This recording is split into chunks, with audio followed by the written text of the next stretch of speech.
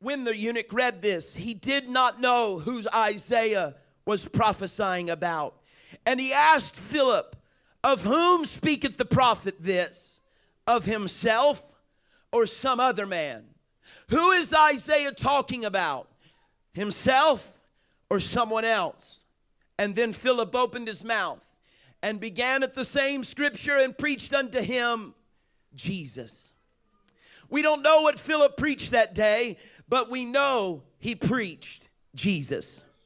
The world is full of brokenhearted, depressed, oppressed, abused, neglected, abandoned, addicted, wounded, sick, dying, hurting, forgotten, discarded, overlooked, misunderstood people. And all they really need is for someone to preach unto them Jesus. There's a lot of preachers out there, and they preach how to get rich, and they preach how to get taken care of, and they preach how to get along with your parents. But what you really need to preach to someone who's hurting and broken and discarded and forgotten is just preach to them Jesus, and that'll cover it all.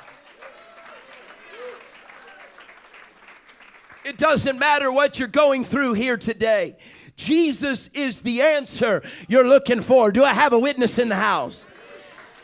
He mends the broken hearts, gives joy to the depressed, frees the oppressed, protects the abused, comforts the neglected, loves the abandoned, delivers the addicted, mends the wounded, heals the sick, revives the dying, strengthens the hurting, remembers the forgotten, gathers the discarded, sees the overlooked, and identifies with the misunderstood. I tell you today, no matter what you're going through, no matter what your heart is carrying today, Jesus is your answer.